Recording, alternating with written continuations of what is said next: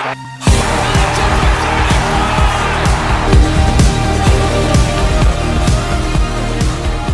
to another episode. My name is Dean Vash. You can find me on X at #Kangas, Instagram #Kangaroos Podcast. Tonight we are back with Siobhan Rowan. Siobhan, welcome tonight. And are you panicking after last weekend? Are we writing a year off?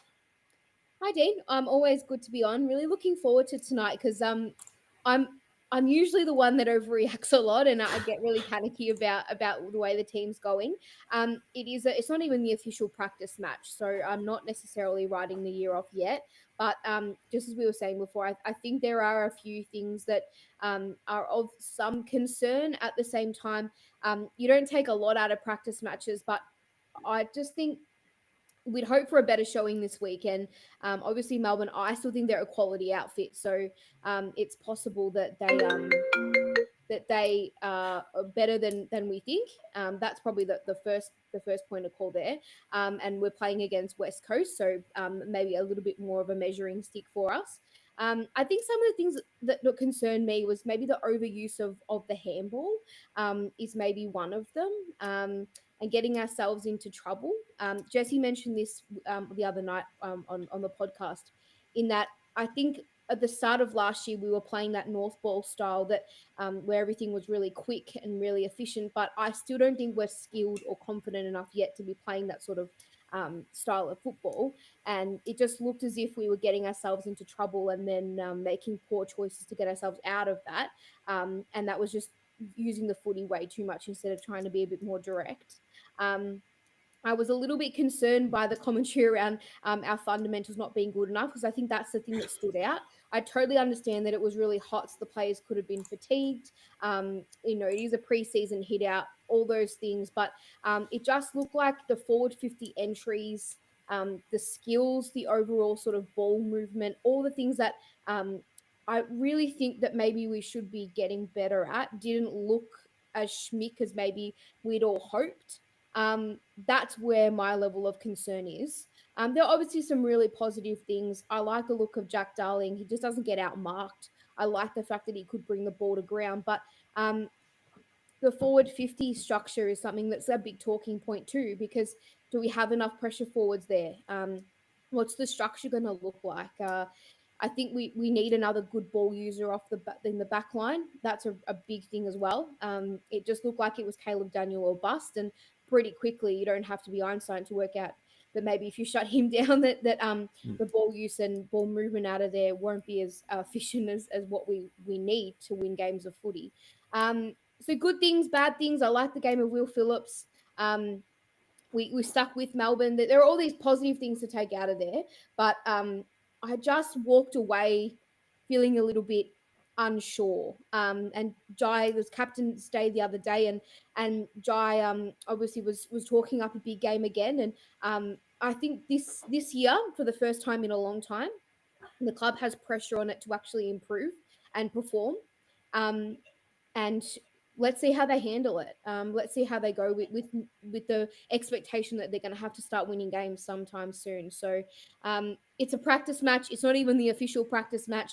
I think we can make better judgments after this Saturday against West Coast with, like I mentioned, a bit more of a measuring stick with them as well. But just a few things of concern throughout the game. No, definitely. We'll get to the positives. And yeah, you mentioned Jack Darling before. When the ball was kicked to his advantage, he was very good. It wasn't kicked to his advantage much, and it was very hot. I think he kicked one goal too. Probably could have kicked a couple easily. And I guess another good thing about Jack Darling, he created the second defender, and it opened up a bit of space for Nick Larkey, who kicked 4 goals, I believe. Yes. I mean, that's a real big positive, isn't it? That's what he's at the club for. When we recruited Jack Darling, I think it's silly for any of us to think that he's going to be winning the Common Medal anytime soon. But he doesn't get outmarked. He's a really experienced player. It allows Nick Larkey, like you said, to get off the chain by taking another second quality defender. You'd hope it helps the likes of Cam Zurhaar, who didn't have his best game on the weekend, but again, it's a practice match. Paul Curtis, however we go with our forward structure, his presence is going to be really important. He looks really fit. That's what I also took out of that as well, is that he he looks like he's going to be a really strong attribute for us. And out of no disrespect to Jack Darling, but out of the 3 recruits that we brought across, I thought he might be the one that is maybe the least valuable, if that makes any sort of sense. But no, I think his flow on effect will be his gift to other players rather than what he can produce necessarily. If he kicks 20 to 30 goals this year, that's a bonus. But I really liked how he set up our forward line. No offense to the mids, but I don't think they did the forwards any favors. I just think I still don't know why we just bomb the ball in there and why the forward 50 entries are so poor sometimes. And hopefully, like we say, it's a practice game, but it's something definitely to keep our eye on. But even then, with the poor inside 50s, I thought he never allowed any players to kind of just completely take the ball and run with it and get it out of there. So he was a really big positive. And obviously, Larky kicking four is a positive. I thought, I don't know if you agree with me, Dean, he set the benchmark the year before last, just in terms of his output. And I thought last year was disappointing, but he also needs help, and they couldn't give him someone of substance that could really give him a chop out. So hopefully with Jack Darling in the side, it allows Lucky to have another All-Australian type season this year. And we need it from him because he's clearly the main man down there too. No, we didn't use him too well last year, Nick Larkey. I mean, he's a lead-up player, and we just kept bombing it into contests. And he gets nudged under a contest far too easily, gets outmarked, where he can't even bring it to ground, and he's playing high half forward. Yeah, I think the partnership will work really well. We've seen the benefits last Saturday. So hopefully he can stay fit. But if not, I think Finbar Malley has shown a little bit that hopefully second half of the year he might be a step up. It was interesting to see last quarter, and the ball didn't go down there much because it was a bit of an avalanche, that they did try the 3 tall forwards in Finbar, Jack Darling, Nick Larkey. Do you think that's something they might explore, that they could go down that path, even go an extra tall forward line? I think they absolutely could. I think I've mentioned on here a few times. I think the game's gone past having a really big, tall forward line, and that was probably set off by Richmond's, dynasty where they went the 1 to 2 talls and then had the smalls. But we were very successful with the Petrie weight. Ben Brown type structure, and that was fruitful for us. So I don't see it why it couldn't work. And I also think Nick Larkey's not gone are the days of the real stay-at-home full forward. I don't think that exists anymore. And Finbar looks like, I think his best attribute is he's marking clearly, and he's quite agile for his size. So it definitely could be something they trial. And I know Mark's mentioned on here a few times that he's obviously Finbar's #1 fan, and I think rightfully so, because he has really strong attributes. It's just he's kicking. I mean that's pretty obvious, and that's something he needs to work on. But I don't see why they wouldn't trial that potentially, especially if nothing's working. And it's all a bit of trial and error, I think, with the forward structure, especially with Darling coming in. And I'm still not fully sold that Charlie Comben's going to stay at home in the back line. I think at some stage we might see him up forward again. I could be totally wrong. And I'll put my hand up if I am, but I think it's a real possibility that he has a stint there at some stage too. And you never know, the development of Matt Whitlock at some stage this year might present itself for him to play as well. And we know he's trained up forward and back. He might be that swingman.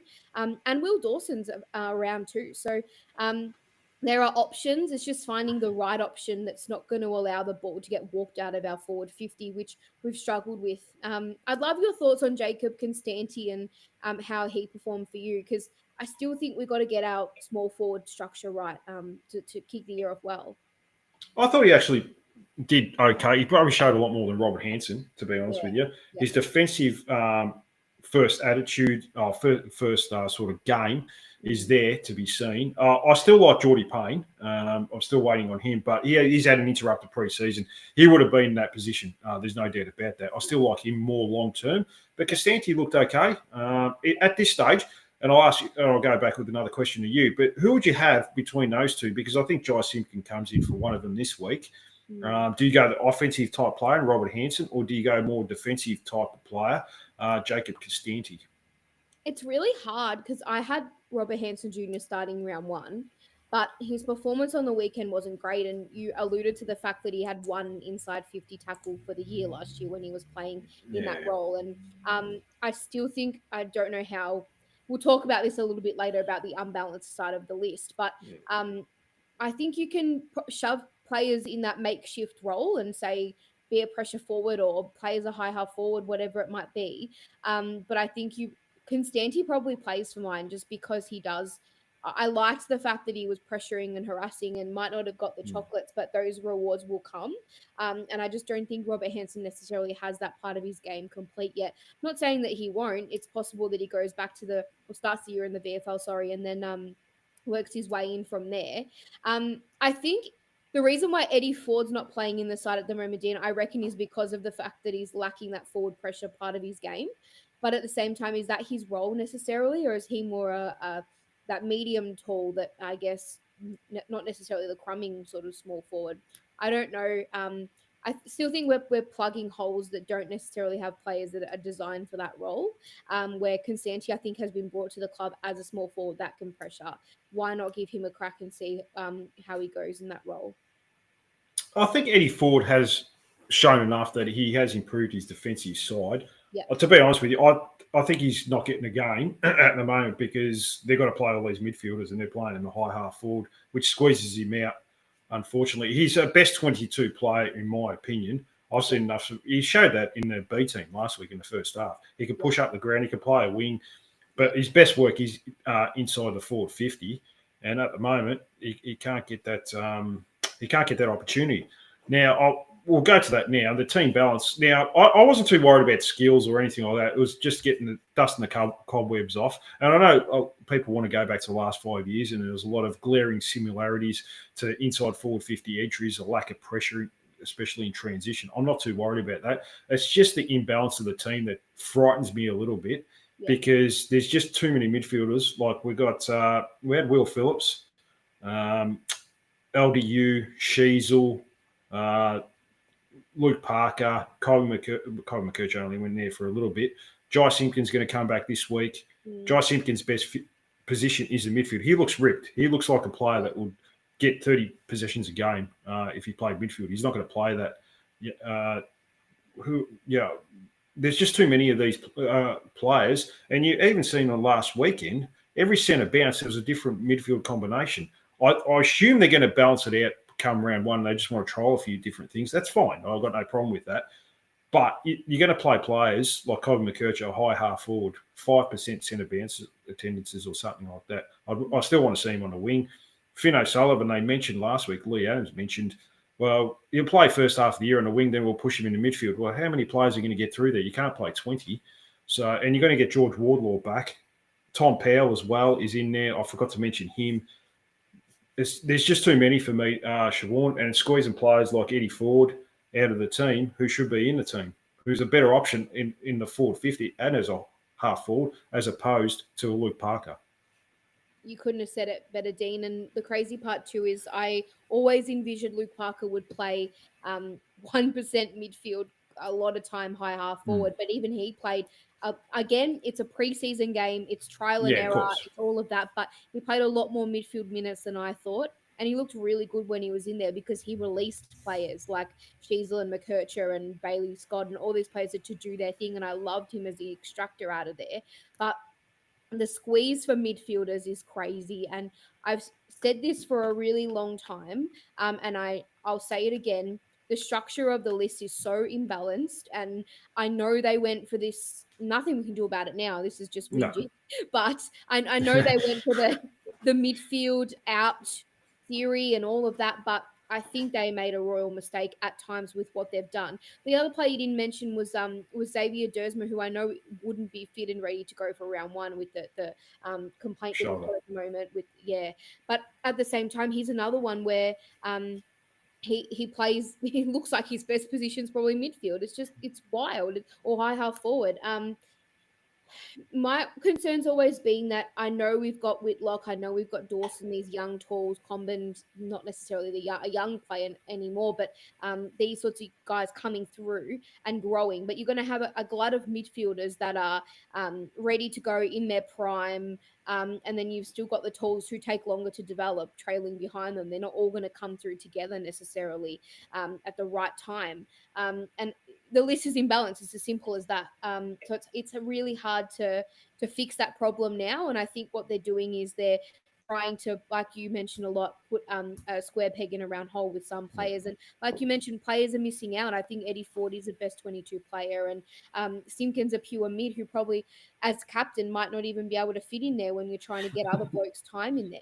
And yes, it's a weapon to have players that can play multiple positions or have a midfield group that can swap over at nearly every centre bounce or stoppage, whatever it is.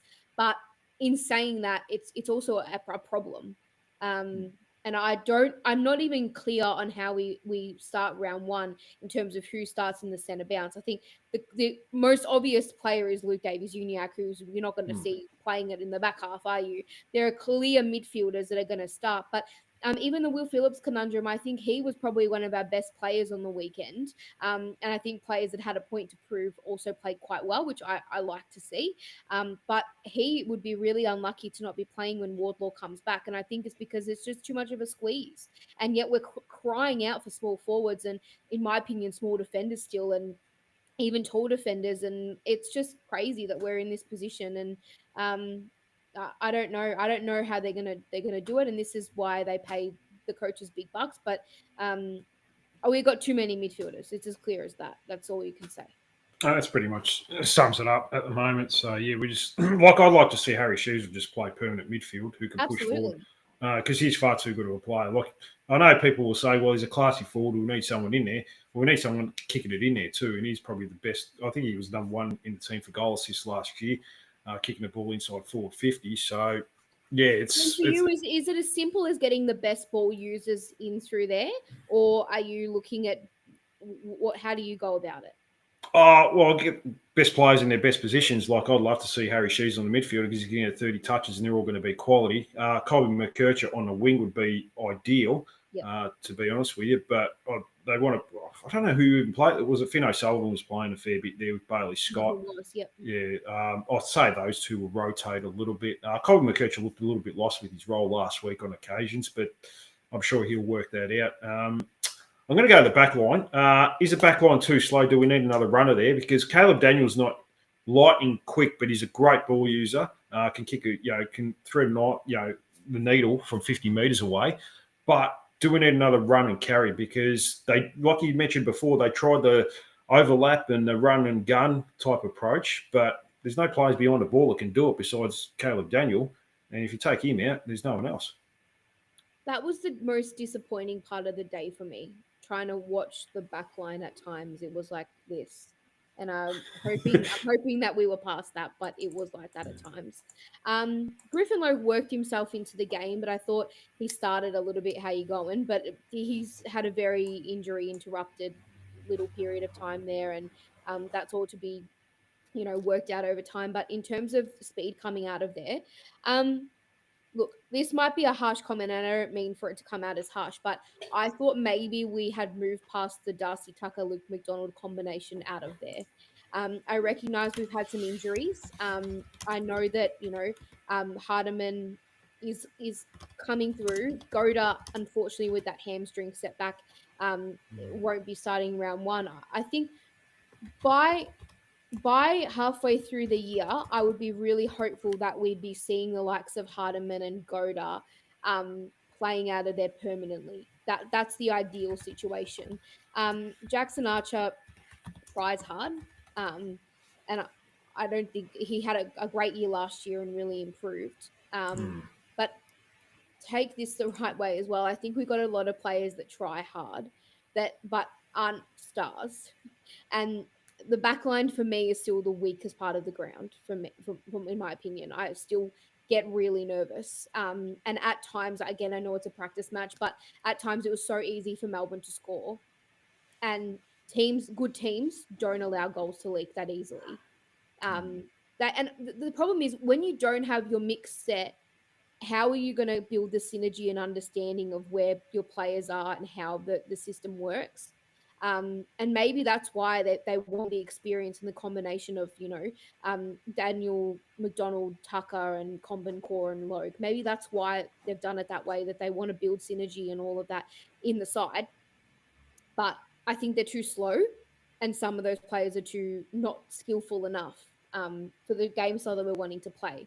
And like you mentioned, I think Caleb Daniel will get shut down at some point because teams will work out he's the escape route out of the back half for us. So there's no doubt in my mind they're going to go with that combination to start round one, but I hope we move past it at some point and players are kept to account for their performance. You guys mentioned the other night on the podcast, which I thought was interesting too, that Darcy Tucker at some point last year was averaging 8 possessions and barely got, a tap on the shoulder to go back to the VFL. So, I don't understand it yet, but they're still working out the best mix, I guess. But that might come with a bit of pain when you're not having synergy and an understanding and a solid group just yet. So, are you sort of on the same track as me, or do you like the combination they've got? No, I don't love it, to be honest with you. Look, I'd like to see Riley Hardiman. I would have liked to have seen him given opportunity. But generally, early in the season, they're going to go to the veterans. Coaches just do that because they feel like they can be trusted a lot more. But if we lose our first 3 games, that'll probably change pretty quickly. I was interested to get your thoughts on Luke McDonald. Jesse was quite a little bit harsh on him, not just probably last week, but probably throughout his whole career. I thought he actually played okay. Didn't do nothing, too bad or anything like that. It was a bit slow to intercept a couple of times when the ball was coming in like an avalanche. It was probably a bit too easy. I guess, he's only 30 years old. What do you think of Luke McDonald right now? Gave up the captaincy as well? I think part of the reason why he's not captain anymore is because he wanted to maybe get his footy and his confidence and all of that to a level, which is great. You can't ever question his commitment and his desire and want. But how do I put this nicely? I think what you see now with Luke McDonald is who he is as a player. I don't think that there's a ceiling for him anymore. I don't think there's going to be improvement. I think you're going to get someone that tries hard and bleeds for the jumper and all those things, but you're also going to get poor disposal at times and free kicks and silly choices sometimes. And, you gave away 6 free kicks or something on the weekend. So. Yeah, and they were very silly. They weren't anything that was, 50-50 or for an experienced player, some of them were a little bit silly. So that's what you're going to get. I think we're not, this isn't someone that, the way sometimes I look at it, and I don't know if you're the same when you go to the game, if it's a young player and they make a mistake, I'm thinking to myself, okay, maybe, that'll get better with time, all those sorts of things. So I'm a lot more forgiving. And I think maybe why I've been harsh on Luke McDonald too, is that he's a leader and he's an experienced player and he makes choices and does things sometimes that I would expect from a second-year player. But I'm thinking that's not good enough for where you're at, which is where my frustration lies sometimes with him. I thought on the weekend he wasn't horrible, and I think he will play early on in the year, and I don't see him moving from that position, to be really honest with you. But you're going to get a player that tries hard but makes silly decisions. So if that's what you want in the side, then that's what you're going to get. I truly feel like that's now what we have with Luke McDonald. And like I said, I'm not knocking him. I think that's just who he is as a player, and the coaches obviously want to go with that. So you suffer the consequences at times with picking him. Well, I think Clarko's in love deeply with Darcy Tucker. So, yeah, he always has been. Even when he was getting 8 possessions a game in the first half of the year last year, they just kept playing him every week. And he even frothed over him after post-game against St Kilda where he got 6 touches. But apparently went on Bobby Hill and kept him to 6 touches in the goal in 1 quarter and thought, he did a good job. I understand that they want to go to the veterans, and he was good second half of last year. I'm going to give him credit where it's due. I thought he was very good. He got career high possessions in a couple of games, 29 and 30, and showed a little bit. But we want to move past him. That's the point here. We want that next player like a Goda, Hardiman, even Miller Bergman to a lesser extent. We want them to go past, a Darcy Tucker type, I guess, at the end of the day, don't we? Can I ask you a question, Dean? And I'd love your response on this. Do you think that the list currently still looks a bit like this, where you've got elite top end talent? So you've got your LDU, your Tristan Sherry, your Harry Sheezels, etc. So you've got your elite, and then you've got your mid tier players that can hold up an end, and then you've got the untried, and then you've got the players that our tail wags in a cricket sense, if that makes sense. Yeah, it probably wags from number 5 onwards from the middle order, to be honest with you. Yeah. It falls away pretty quickly. It was quite evident last week that some players, and a player I'll mention here is Dylan Stevens. Probably, I don't think he should be anywhere near round 1 at this stage, only because we've got 3 or 4 wingers that are ahead of him. He doesn't need to play, even as a sub. He just doesn't offer enough. And if you get Fino Sullivan, Colin McKercher, Bailey Scott, I'm sure you can get someone else in there that'll go through the wing. You probably don't need those 3. You don't need Dylan Stevens there. Taylor Goad looks still underdone with his body strength, so he shouldn't be in the anywhere near the round 1 team at the moment. It was quite evident. He got shoved off the ball far too easily in the ruck contest last week.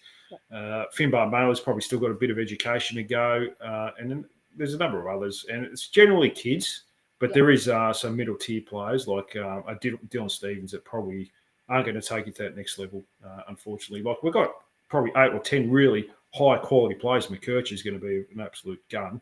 We all know that. LDU, Sherry, Sheezel, and 5 or 6 others that really can hold up an end. I think the key position area in our back line's fine. I've got no problems with that. Have you? Not necessarily. How do I put it? The best sides in the competition have elite sort of key defenders. I think we have good to very good defenders. I still think we're lacking that one key position defender that can every week take the best forward and shut him out of the game. I still get very nervous about a forward taking hold of us. So, like an example, do we have a Jacob Wiedering or a Stephen May? Or I don't necessarily think we do. I think that they're solid players, Core and Loke, and Charlie Common to a certain extent, but they're not going to take the gorilla out of the game, if that makes sense. Like any type of big sort of key position. Yeah, it does. I get nervous, if that makes sense, but they hold up an end. Yeah. Look, if there's pressure up the field, which generally there hasn't been, they're generally pretty good one-on-one. Charlie Common was very good intercept play. Came up leaps and bounds like So that's one player we can cling hope to. And like you said, there's going to be periods of gains during the course of the year. He's going to push forward as a third tall key forward, especially if he doesn't have a matchup in the back line. So he's got that versatility. I guess exactly.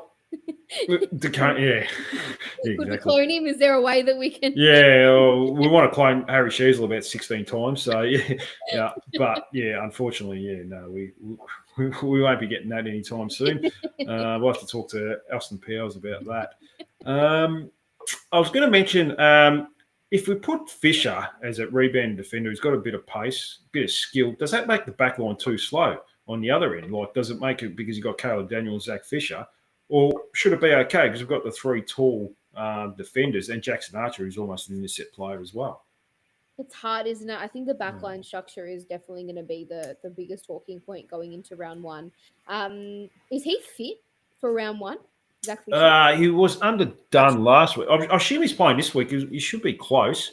But the teams still haven't come out yet, so I'm not too sure. But he should be close to playing by round 1. So I don't know if they'll go with him if he's not 100%, or they go with the old tried and trusted Darcy Tucker. But I'm not too sure to be honest with you. But I mean, I guess could you put maybe Colin McKercher back there?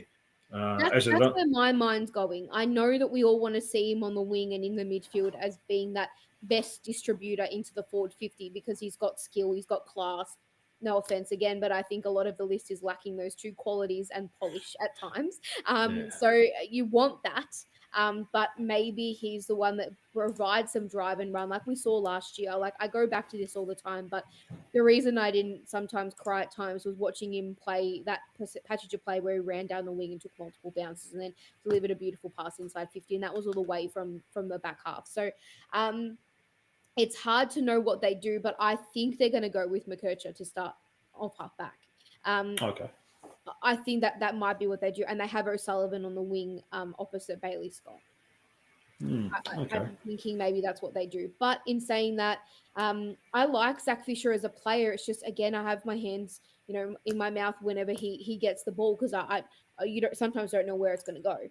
But he does give us speed and all of those sorts of things. But his disposal, I don't think, is as trusty as need be. So yeah, we'll see how we go with that. Rowan Lowe has come in on Al Mackey. Is a serious role this year. Maybe not in the first, though. He can be very important running around in the VFL, and he's still a good depth option if need be. I think we want him to be more than that. I don't think we need a depth option at 30 years old, 200-plus games.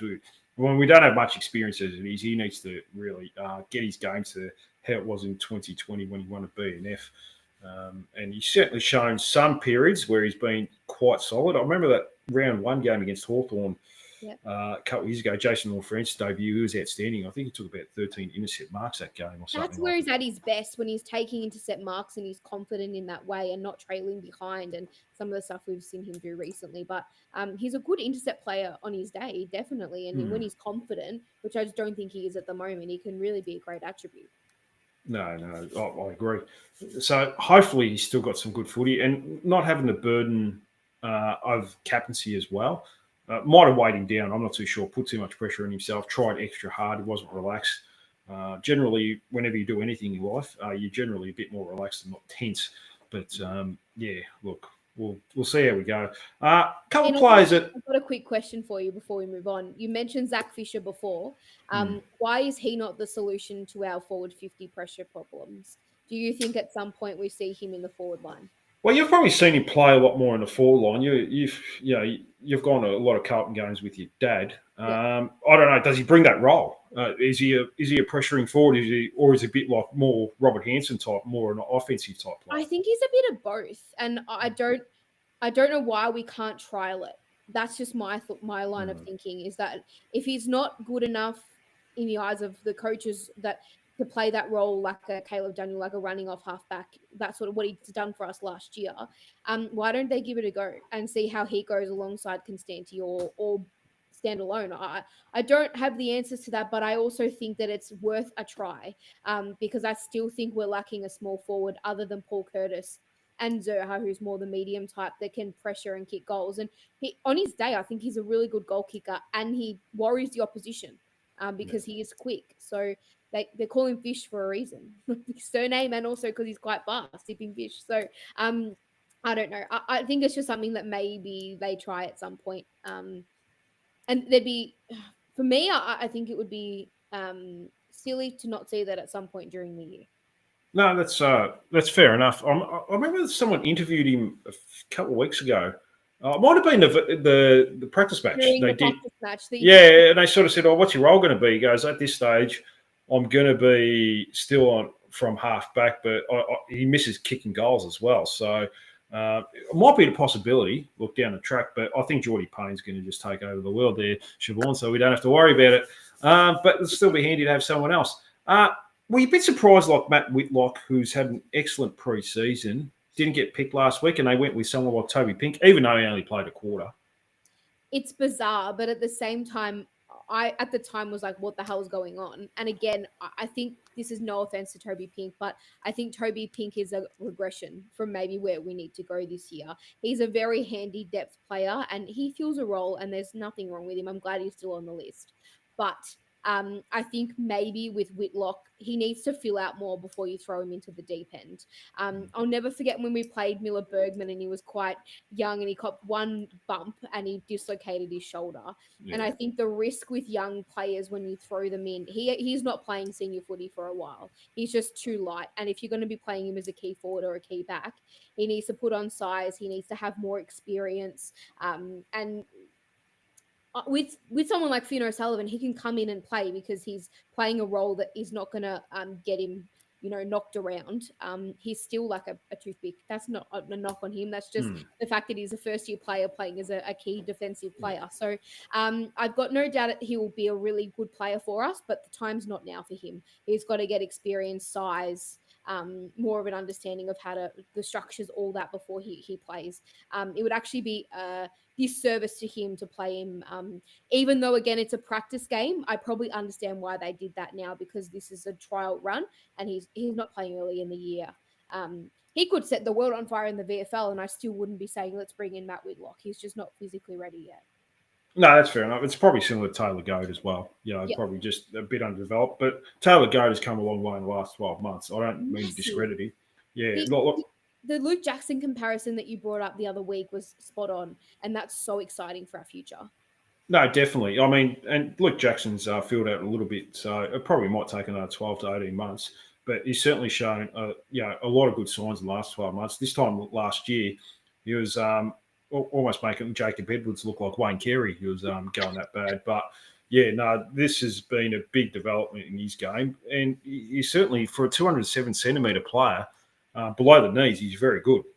He's very quick. So I'm hoping he can be that second forward that can push into a ruck, almost like a Luke Jackson type there, Siobhan.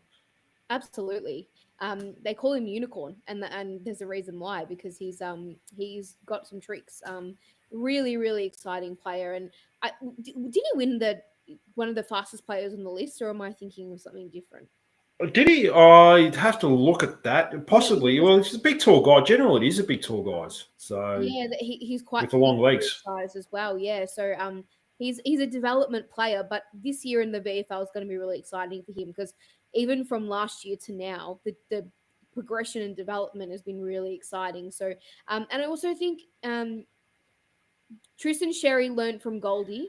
And now Tristan Sherry is going to Taylor Goad's going to learn from Tristan Sherry, and that's really exciting when you've got elite ruckman teaching elite ruckman, and that's what Sherry's become. So it's exciting for us that our ruck stocks probably, this is going to sound a bit silly, but outside of the midfield, I think the ruck stocks are probably the most healthy. So, and we've got talent growing and we've also got talent that's producing at the same time. So, it's an exciting 12 months for him because I think maybe even by the time next year comes around, he might be pressuring Tristan Sherry for that number one ruck spot, depending on how quick his development comes and goes.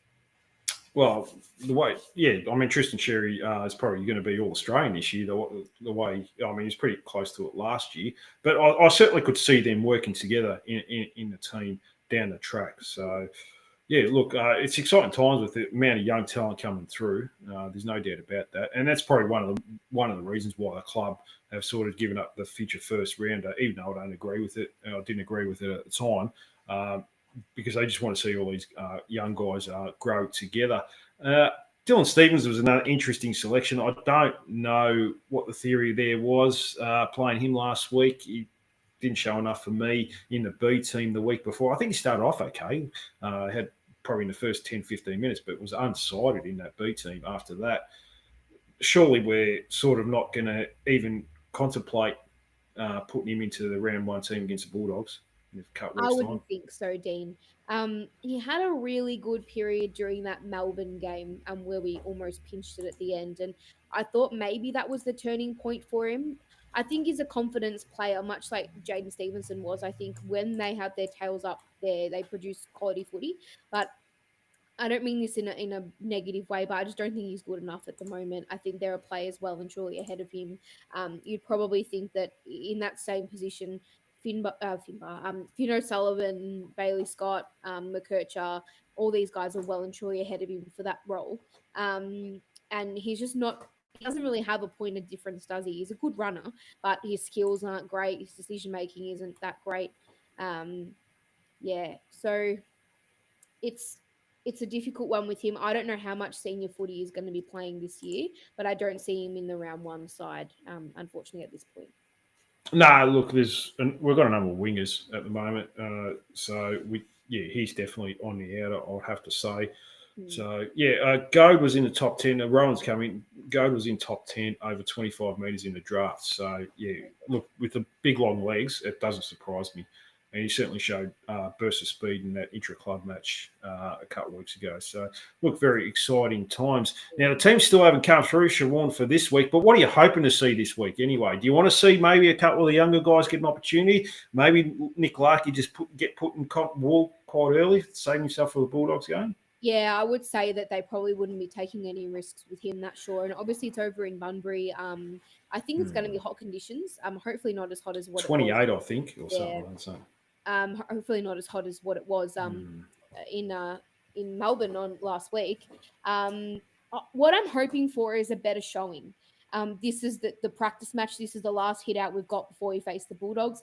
Very quickly on that, I saw that Bont actually injured his calf. So I think they got a lot of injuries.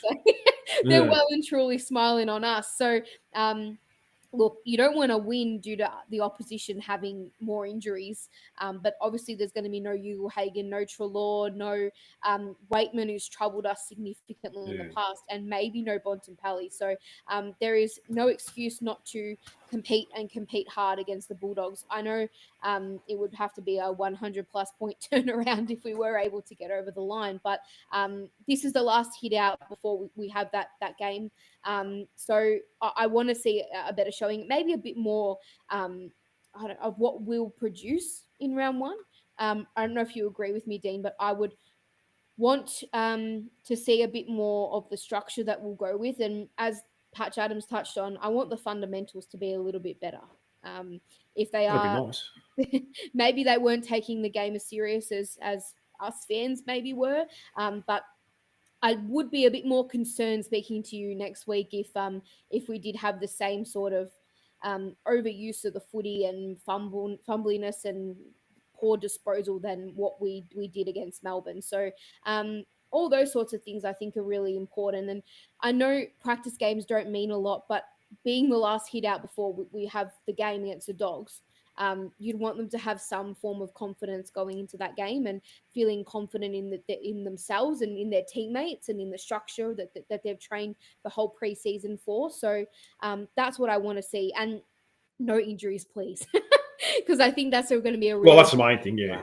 Yeah, is that we need to stay healthy to win games this year, because that touches on Nick Larkey. I think they probably don't take any risks with players like that going into the first game of the year too. But that's what we want to see. No injuries and also a decent showing. So, yeah, are you the same?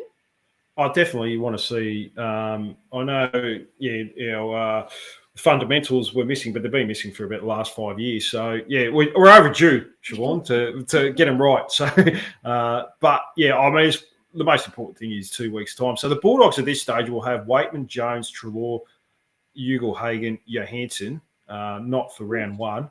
Ed Richards and Bailey Dale are in a little bit of doubt as well. And Bontempelli hopefully has a grade 3 calf strain. So, no, look, I don't care if they're all injured and we win. I'll still take it. So, yeah, it's probably worse if they all don't play and we still get a 6-goal loss or something like that, Siobhan. Then we're going to be asking questions where we're going. So, yeah, we'll see how we go. But, yeah, look, it's going to be interesting to see team selection. I wouldn't mind seeing Eddie Ford, to be honest with you, Siobhan, get that opportunity.